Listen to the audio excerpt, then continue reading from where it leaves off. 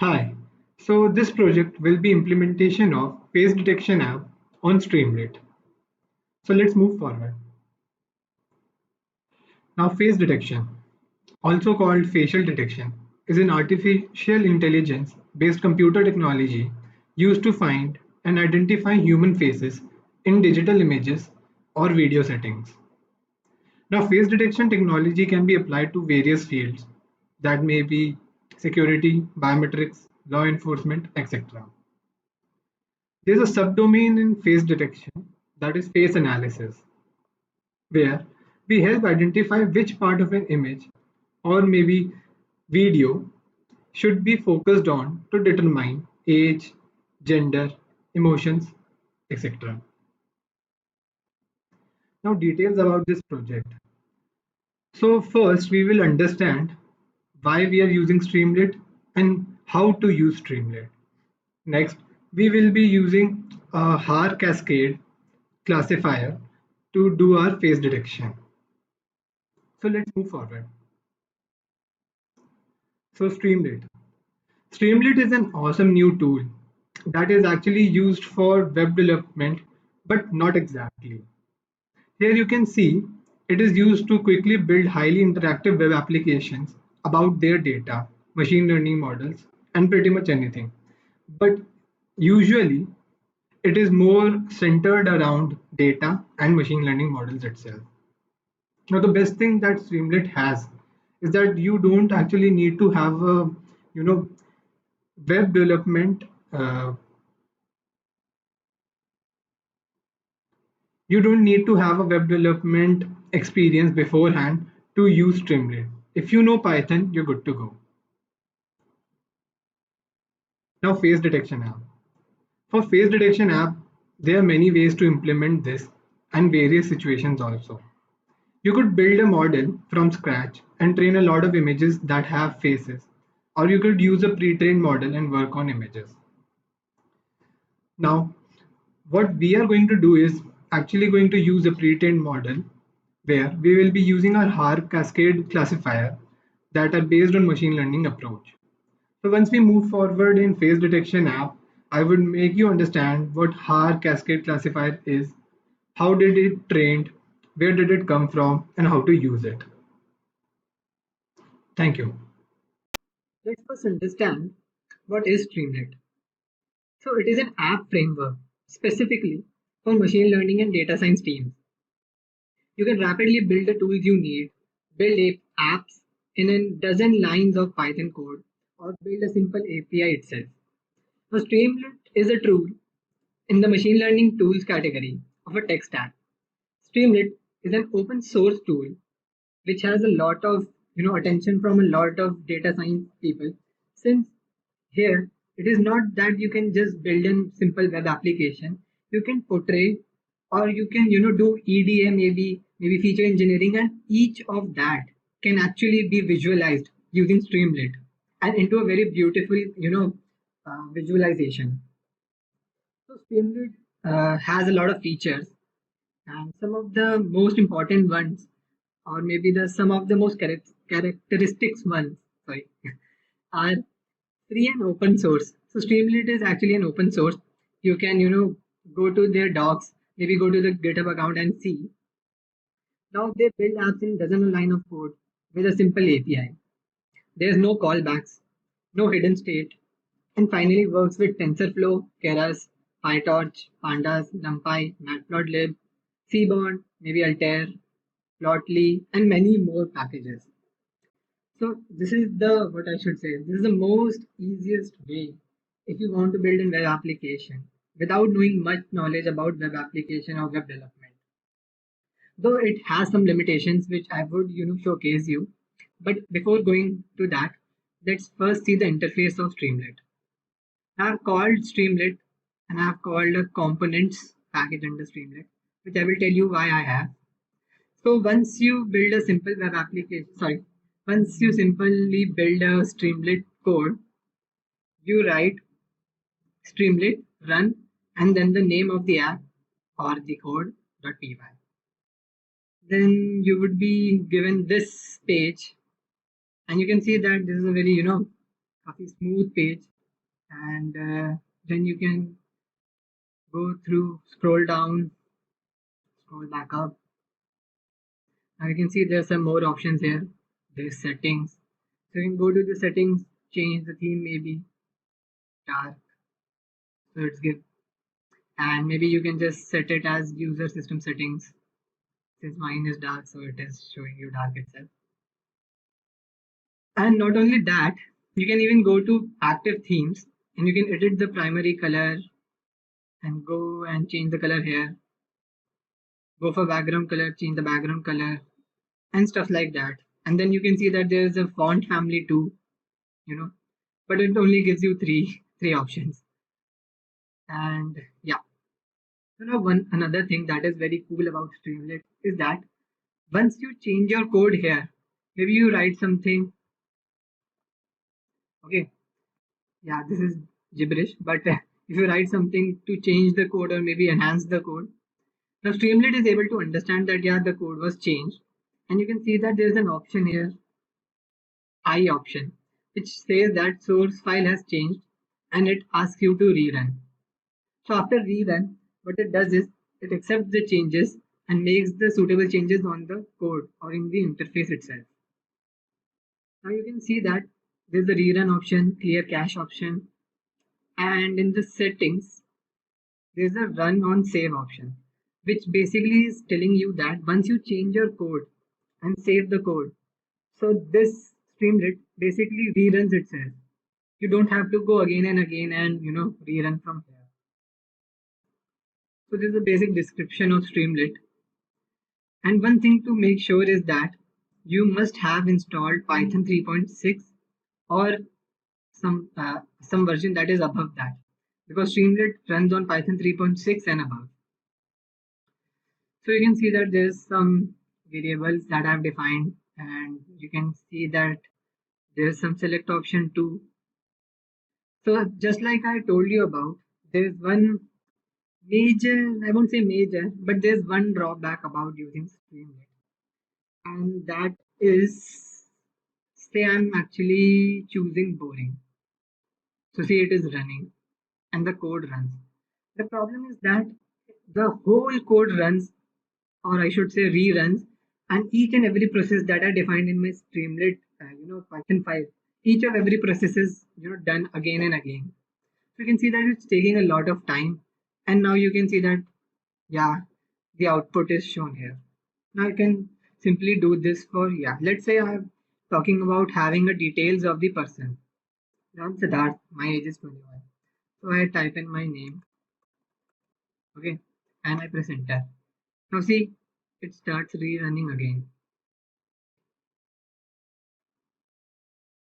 So the problem is here is, if there was a form, okay, which is accepting my basic details like age, name, where I live, how old I am, if I am going to some university or something, if I have work experience or not.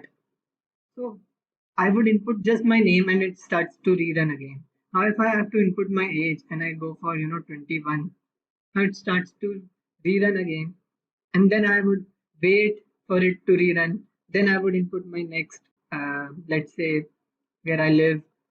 So it takes a lot of time to just fill one form. And this, I think, is a little drawback of Streamlit. But again, as I told you, this is not a, what should I say, pre-built web application which handles everything.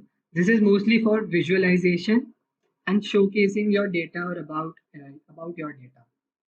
So let's close that. Now, actually, before closing this, you can see that now my name is shown here and age is shown here. And I would tell you how to build this. So let's go back to the code. And yeah. So first thing that we have is a title. That is streamlit.title. So title basically gives you a header. Okay, not maybe a header. This is basically your code for this. So this is giving you a title. This is for your header. So you can see that one is bold and has a bigger font value, font size, and one is smaller, not having any bold characteristic. And next thing you can see is components.html. So I did call components. So actually components is used to inject HTML code inside my Streamlit. So you can see that I've injected the HTML code here and I've defined the width and height. So it builds a box and inside that it injects the HTML code. So you can see that I've just written Streamlit is this and I've given this a H3 font and with a body. And as you can go back and see, this is giving me a very, what should I say, a small font size. H3 is actually small. And with that, a bold value, the text is in bold. Let's go back to the code. I'm going to switch back and again, to and fro with the code and the interface because each and every function that I'm going to use from my Streamlit has very different characteristics as compared to each other. And for different situations or maybe requirements, you might be using different functions itself. So the most used function would be your Streamlit.write function. So the write function is like the basic and most, what should I say, the most used function that you would be using because if you want to write anything on your Streamlit app or on into the interface, you would be using write function. Now write function has the smallest font value, doesn't have any italics, doesn't have any bold, simple writing, and this can be used like say I want to, I have defined a topic, I have defined a subtopic, and now I want to explain my subtopic. I'm using dot write function, and inside that I'm just writing whatever I want to portray on the Streamlit interface itself. Again, back to the code. You can see that here I'm using the next function that is sidebar dot subheader. So sidebar is by this sidebar here, and subheader is defining this. So inside sidebar, you can use header, subheader, write function. Now this is a range category function, which is actually your slider function here. So then use your slider function. Again, one thing to notice is that I've used another function named markdown. Now, just like I told you about components where I'm injecting the HTML code, I can inject the HTML code using markdown function also. But why I haven't used this or why I have showcased you HTML components.html is because Markdown is actually going to be depreciated as the Streamlit gets more updated, coming with new versions. So I just included Markdown also because it was in heavy use before components.html came into the picture. Now you can see that again I'm using my write function. So here I'm just inputting the name and then the actual name that I'm storing in T2 variable from my text input function. Now there are some other functions also which I haven't used here because I just couldn't stuff those functions here. So those functions are map function, radio function, checkbox function, pipeplot function, and image function. So just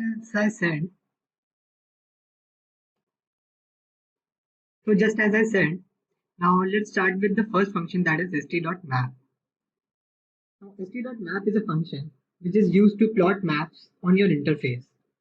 Yeah, like you can actually plot maps on the web page by maybe highlighting the cities inside the map or maybe the places that you want to highlight it. And it gives you a lot more options where you can even scroll up and down to zoom in into the map and zoom out of the map and stuff like that. And coming to the next function that is st.radio. So this is like creating radio buttons for, maybe implementing a form, maybe implementing a rating, maybe going from 0 to 5, and you have implemented a radio button for each of the rating, and you want the user to input maybe let's say a rating of 4, 3. So for stuff like that, you can use radio. Now again, checkbox. It is pretty clear from the name itself what radio and checkbox are about. So you can just giving the input maybe in a form of dictionary or maybe in a form of list for the radio and checkbox, and it definitely builds you a radio button with all the options as the values in the list. The next is st.pyplot. Now, just as I told you about that most data scientists, I would say, would use Streamlit for actually visualizing their data. So pyplot actually helps a lot in that. The next is images, st.images. Again, you can even embed images into your interface by just defining maybe a name for the image and where to pick the image from. It can be from a URL or maybe a path on your local server or local project, I would say. So it can be both online and offline. Now with this, we come to the end for the first part where I was explaining about Streamlit and maybe using some of the functions to showcase how Streamlit actually helps in visualizing, what functions Streamlit actually has and how to use them.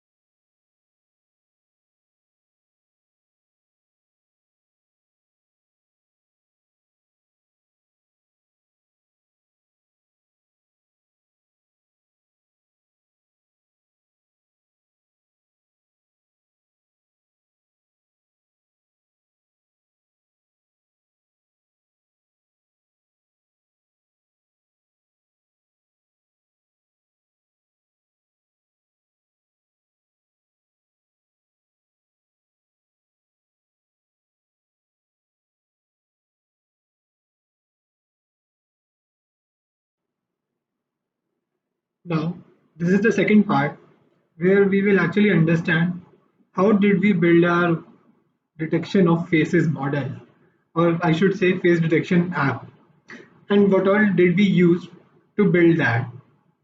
Now, in the intro, I told you about there may be a model that we built and trained, and there might be a model that is already pre-trained and we use that. So we will be going with the later part, and that is where har cascade comes in. Now, har cascade is basically a machine learning based approach where a cascade function is trained from a lot of images, both positive and negative classes, where I would mean that let's say we are trying to classify images where it has faces in it. So a positive class image would be where it already has an face. And a negative class would be where an image is there where there is no faces present inside the image.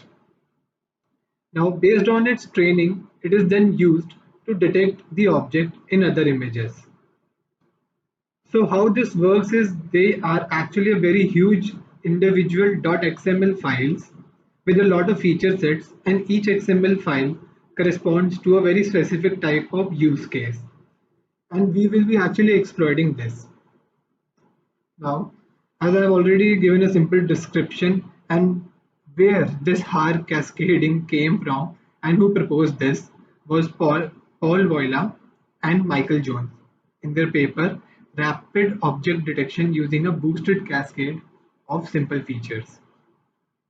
Now, you can see that I have again injected an HTML code inside my Streamlit, so it shows on the interface, and there you can see that if you go to this link, you can see that this is an actually OpenCV repo where you can see a lot of XML files. And if you Look carefully, you can see there's a Haar cascade eye. Haar cascade eye or eyeglasses. Frontal cat face. Frontal cat face alternative I would think. And full body left eye, two splits. License plate, lower body, profile face, and there are so many of other XML files. So you can directly use this XML file to detect whatever this is specifying. A full body, then it means you would be able to detect a full body in an image. If there's a license plate, that means you would be able to identify license plate in the image, and so on. You can use them in your other projects also. So moving forward, we will start with how to build and face detection app. So we will be using the cascade classifier, which is present in my CV2, which I had imported inside my code. Yeah, you can see there from my open CV. And next would be our cascade classifier multi-detect. Oh, yeah. So we have two functions here, which are very important if we are going to use a pre-built model for our face detection app.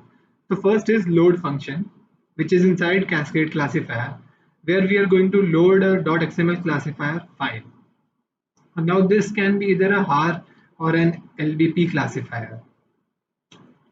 Next, we would go for detect multiscale function, which kind of, what should I say, performs pre-processing on the image so that we can set the image into a form where we can use the XML classifier file. So I've defined some steps which ranges from step 1, 2, 3, okay, 4, oh, sorry, 5. So if we follow these steps, we are able to build a basic face detection app using our pre-trained XML file. Now first, we use the cascade classifier function to point to the location where we have stored the XML file. So basically now we will be using our load function from our cascade classifier and load the XML file to my code itself. So you can see I have done this here. Next is step 2, where we load the frames and convert it into grayscale. Okay. Now one thing to understand is that first of all, we are trying to capture a video. Yeah, we're not actually capturing our image and then just inputting the image. We are actually doing that, but from the aspect of the user, we are just taking a video.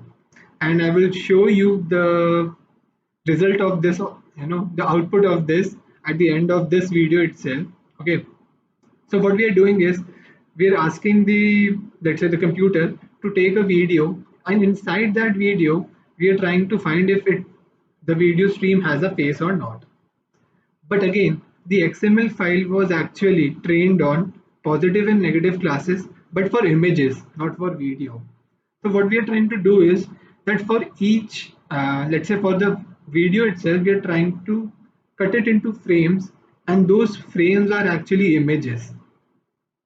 Now it won't be like, very clear just from me telling you. Once you are able to see how the output is, maybe it might be a little more clear. So let's move forward with this. Now, just like I said before, we have to input the images into a format which is the same as the XML file has.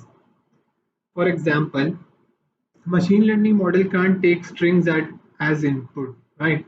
Similarly, XML file having been processed and trained on images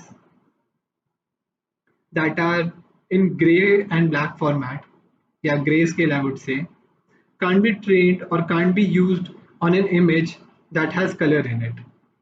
So first we convert our image, which I'm calling here frame, into my gray format. Now, so when OpenCV reads the RGB image, it usually stores the image in BGR, that is blue, green, red.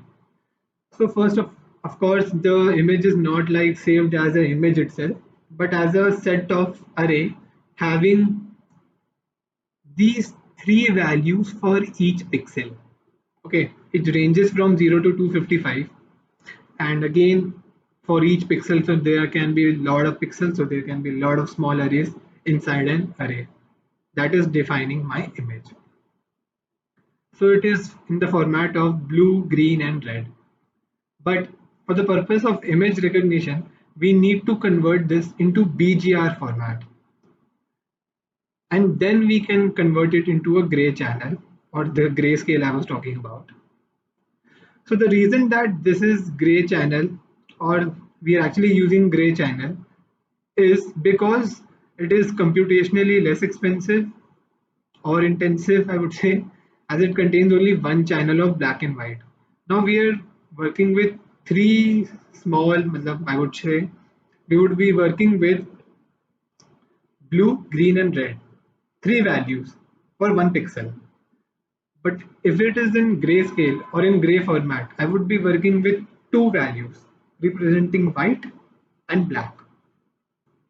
So first I'm taking my video, okay, capturing it as frames that are basically cutting it down into images, then sending each image and converting it into my gray, what should I say, gray set, grayscale, whatever goes. Yeah, then the next step is step 3. So now after converting the image from RGB to gray, we will now try to locate the exact features in our face. So since I'm assuming, let's say, that the video has face, meaning for all the images that I have now created, each one of the image would have a face in it. So now we can use this image to determine if it actually has a face or not. Meaning if we are actually defining or having our face detection app run on images. So we will now try to locate the exact features, and for that I'm using the face cascade class, and inside that my detect multiscale function. So you can see it is actually taking 1, 2, 3, 4 parameters. One is gray, which we had defined here. So this gray is actually my image now in gray, meaning black and white format. And the next is scale factor, min neighbors, and min size. Now you must be wondering what all these are. Now I'm going to specify each one of them one by one. Now scale factor, the second parameter. Your model has a fixed size defined during training, which is our XML file already must have a fixed size of images, number of pixels for the image, and it must have been trained on those itself, and which is what I'm talking about now. This means that this size of the face is detected in image if present. However, using rescaling on the input image, that is my gray, we can convert a larger face to a smaller one, making it detectable by the algorithm, and vice versa.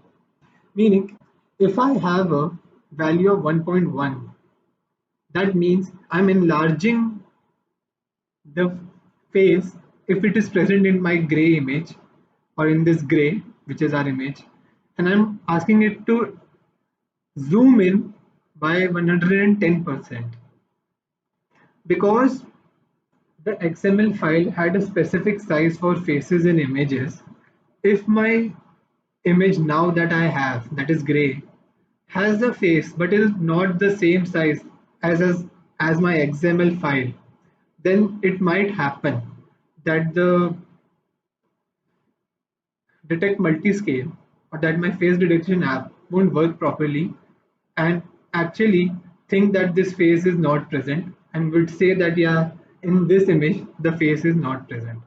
But if I exemplify the face or if I change or zoom in into the face and the size becomes the same as the XML file, then it would be able to showcase, yeah, a face is present and it would be able to detect the face. So that's why we use the scale factor parameter. Next is min neighbor. So min neighbor parameter specifies how many neighbors each candidate rectangle, meaning each face, if it is detected in the image, can or should have to retain it. This parameter will affect the quality of detected faces. Now, a higher value results in lower detection rate, and a value of 3 to 6 is a good value for this. Meaning, let's say I have five faces in my video at any point. So one image will be created for that point having five faces. But if these five faces are very much closely, attached to each other, or maybe there is not much space between each of the faces, then it might happen that the face detection app would only be able to recognize two faces that are far apart, or maybe three faces that are far apart. So if you specify a min neighbors, so it basically defines how far apart two objects must be so that this app is able to work on both the objects and identify if those both objects are actually faces or not. Okay, so the last is min size, again, which is telling you that a minimum of this size of rectangle can be formed in which an face can be detected. Now this rectangle size face again would be a little more bit clear once I run this code. Actually, you know what? Let me just show you. Yeah, at the end I would show you uh, how to run this and what those rectangles, face, object, size actually are. Now we're actually using this multi-detect, which is already an inbuilt function inside my face cascade. Now this function will help us in finding the features. Okay, and the way it does is it will use all the features from the face cascade object to detect the features of the new image using my parameters, all of these parameters and my image which is present inside gray. Okay, yeah. So I have already defined them in much detail. These are like just the overview of each of the parameters. And then we go on to the step 4. So in the above step, the function detect multi-scale returns four values actually, which are x coordinate, y coordinate of my object if it is a face, with width and height of the rectangle inside which a face was able to be detected. Based on these four values, we will draw a rectangle around the face. For yeah, so you can see. Oh, okay. For visualization purpose, I was actually telling you about rectangle and all. Though rectangles are not really found, we have to actually build them. This width and height actually tells you about the rectangle, but it is not actually shown when you are running your app unless you have implemented step 4. So in step 4, we are building the rectangle using the input that we had from our detect multi-scale. So using the CV2 rectangle function, in which I am providing my frame, that is basically my image, and then the x and y coordinate, and again the size and where the rectangle would be present inside the image. This is basically telling you that the image having a rectangle, if a face is present, so the rectangle would be made out of a color of green, BGR. Okay, so 255 means that this color is green, pure green. So last is step 5.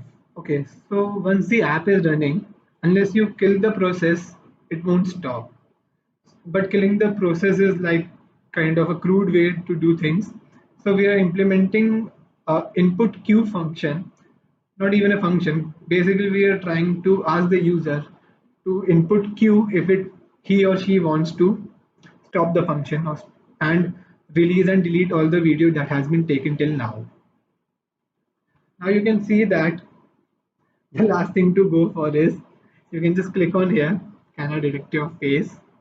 And once you do, now should I do that? Yeah, okay, go with it. So once I do, it would run the app again. And after running, you can see that my webcam is on and I can go to, okay, yeah, before going to anywhere, you must see that there's actually a Python code running, okay, and it's showing me. And you can see if I input this, it is actually able to see all of these faces also. Now it's not taking my face, and now it's taking my face. So you can run this. See, it's not even closing if I close this. But if I input Q, it would close. So with this, we have completed a basic, face detection app. And you can see that Streamlit is actually very helpful as I can just, read the lines that I wanted to actually tell you about. Even put in another URL to go to some other page for more information, can specify some of the code inside the interface itself to tell you what that code is working on or working about, can put in points to simplify or maybe a very specific or very complex task, and that way you can see that Streamlit is actually very helpful if you want to visualize things. Now turning back to the code, before we go forward, you can see that this har cascade frontal face default XML is the file that I was using, and you can just download this from the URL that I had set inside the Streamlit, or you can maybe go for this link here. This will give you even more detailed information about har cascade and how it works, because here I didn't actually tell you much about how the pre-processing of images were done. We were just simplifying our video into a frame that are actually images itself and then using those images. Now you can see that CV2 video capture is the function I was using for capturing the video, and from there, if we scroll down, yeah, you can see here that if video capture was opened, then you can read all of that video and convert it into the frames, my images, use the images, convert the image into gray, give the grayscale image to my detect multiscale with the other parameters set up. You can, change the values here to see how it is working.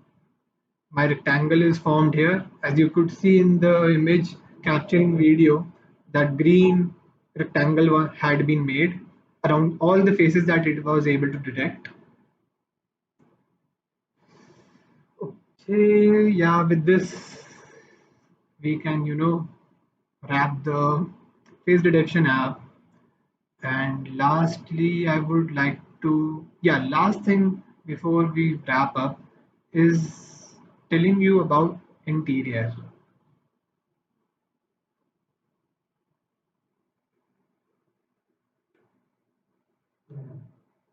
So yeah, so interior is actually a predefined value for the number of faces that might be in an image, and it is checking how many faces are actually present in the image itself. So here it is defining, yeah, let's say the image actually had six faces. So six would be inputted in this, and then I'm just logging it into my webcam.log, where I'm telling you this number of images were present at this second in this frame. So if I open my webcam.log, you can see a lot of input, your logs have been put, and you can see two faces were there at this date at this time, and you could see two faces were there, three faces were there, four faces were there, and so on. So this is the last part, and this is all which encompassed both Streamlit and face detection app. If you want just the code for the face detection app, it is inside webcam CV3. You can access the code from here. And lastly, if you are little more curious about cascading and face detection apps, or how you have to actually use Streamlit, you can go to both of these URLs and learn more about from there.